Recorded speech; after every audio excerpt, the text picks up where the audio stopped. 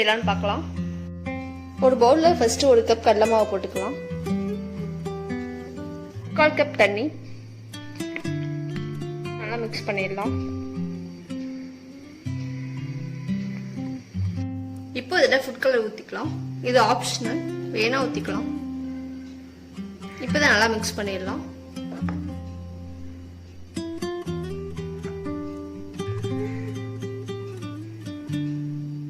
மாவு நல்லா மிக்ஸ் பண்ணியாச்சு. அடுப்பு ஆன் பண்ணி ஒரு பேன்ல எண்ணெய் ஊற்றிக்கலாம்.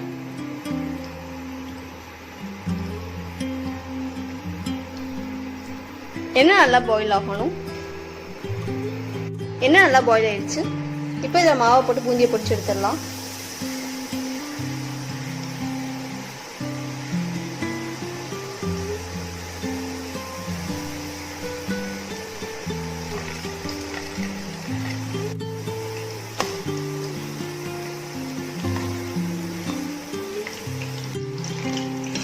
ஒன் ஆர் 2 மினிட்ஸ் பூந்தியை பொடிச்சு எடுத்தா போதும்.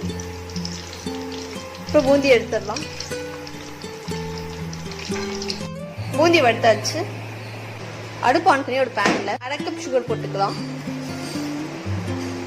1 கப் தண்ணி. இப்போ இதை நல்லா மிக்ஸ் பண்ணிடலாம். சுகர் நல்லா டிசால்வ் ஆகணும்.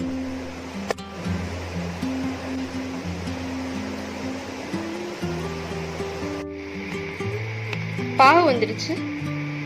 இப்போ அடுப்பு ஆஃப் பண்ணிடலாம். இதில் ஃபுட் கலர் ஊற்றிக்கலாம். இது ஆப்ஷனல், வேணா ஊற்றிக்கலாம். நல்லா மிக்ஸ் பண்ணிக்கலாம். இப்போ சூடான பாகுல பூந்தியை போட்டுடலாம்.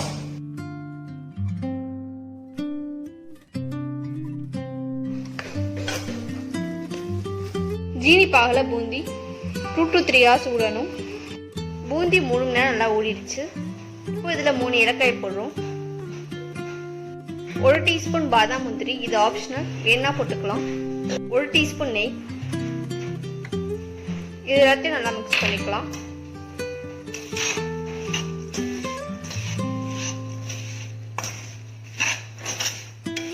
பூந்தி இது மாதிரி சின்ன உண்டியா எடுத்துக்கலாம்.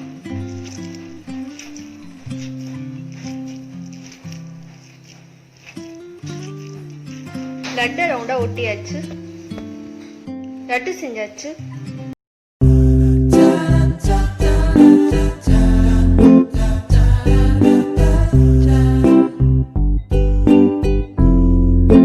மசாலா சுண்டல் எப்படி செய்யலாம் பார்க்கலாம். அடுப்பு ஆன் பண்ணி குக்கர்ல 250 கிராம் ஊற வச்ச சுண்டலை போட்டுக்கலாம். இப்போ இதை தண்ணி ஊற்றிடலாம். 1 டீஸ்பூன் உப்பு போட்டு குக்கரை க்ளோஸ் பண்ணி 7 விசில் வச்சிடலாம். தனியா 1 டீஸ்பூன், ஜீரகம் 1/2 டீஸ்பூன், எள்ளு 1/2 டீஸ்பூன், 5 காஞ்ச மிளகா, இது எல்லாத்தையும் ஃப்ரை பண்ணிக்கலாம். 2 நிமிஷம் வறுத்தா போதும்.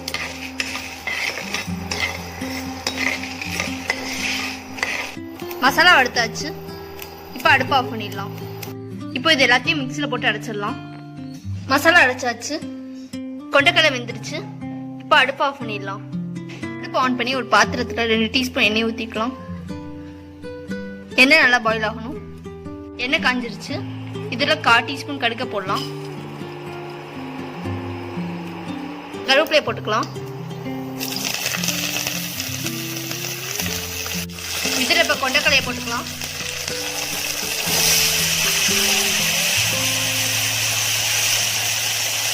அரைச்சி வச்ச மசாலா, உப்பு கொஞ்சம் போட்டுக்கலாம். எல்லாத்தையும் நல்லா மிக்ஸ் பண்ணிக்கலாம்.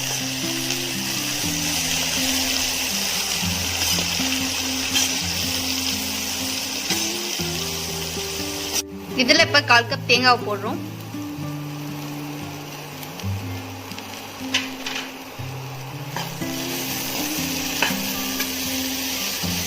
இதில் மாங்காய் வேணா போட்டுக்கலாம்.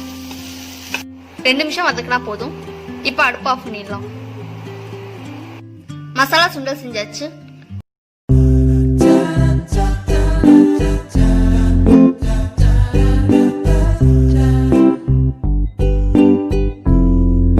ஸ்வீட் சோமோஸ் எப்படி செய்யலாம்னு பார்க்கலாம். ஒரு பவுலில் ஃபர்ஸ்ட் ஒரு கப் மைதாவை போட்டுக்கலாம்.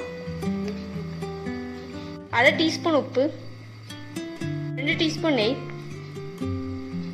1/4 கப் ரவை, இதெல்லாத்தையும் நல்லா மிக்ஸ் பண்ணிடலாம். இதில் 1/2 கப் தண்ணி ஊற்றிக்கலாம். நல்லா பிசையணும். மாவு நல்லா பிசைஞ்சாச்சு. இதில் 1 டீஸ்பூன் எண்ணெய் ஊற்றி 20 நிமிஷம் ஊற வச்சிடலாம். அடுப்பு ஆன் பண்ணி ஒரு பேனில் 1 டீஸ்பூன் நெய் ஊற்றிக்கலாம். ரவா 1/4 கப், இதை நல்லா வறுத்துக்கலாம்.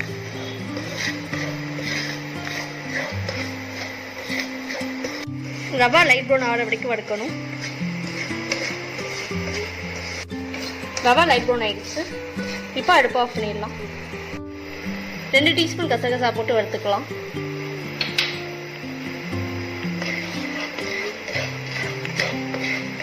கசகசா லைட் ப்ரௌன் ஆகிடுச்சு. இப்போ இதில் 1 கப் தேங்காவை போடுவோம். இப்போ இதில் நல்லா வறுத்துக்கலாம்.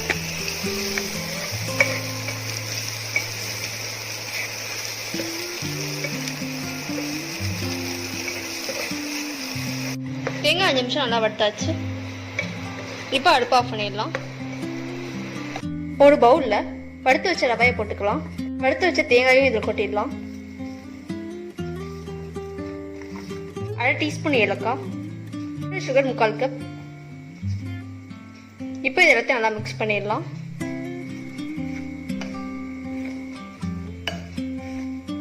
ஸ்டஃபிங் செஞ்சாச்சு. மாவு 20 நிமிஷம் நல்லா ஊறிடுச்சு. மாவுலேருந்து இது மாதிரி சின்ன உருண்டையாக எடுத்துக்கலாம். இதை இப்போ சப்பாத்தி கட்டையால் தேய்ச்சிக்கலாம். இது மாதிரி மாவை தேய்ச்சிக்கலாம். இது மாதிரி மோல்டில் எண்ணெய் தேய்ச்சி இப்போ மாவு வச்சிடலாம். இப்போ நடுவில் ஸ்டஃபிங் வச்சிடலாம்.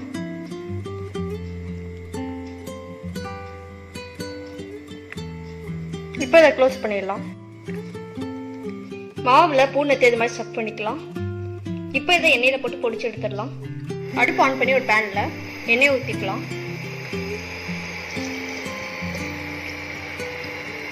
எண்ணெய் நல்லா பாயில் ஆகணும். எண்ணெய் நல்லா காஞ்சிருச்சு. இதில் இப்போ சோமோஸை போட்டுடலாம்.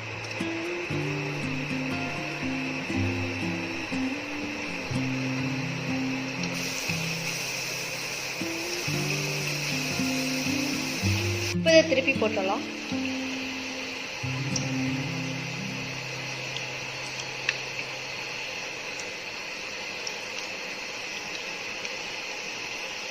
ப்ரௌன் ஆயிடுச்சு. இதை இப்போ எடுத்துடலாம்.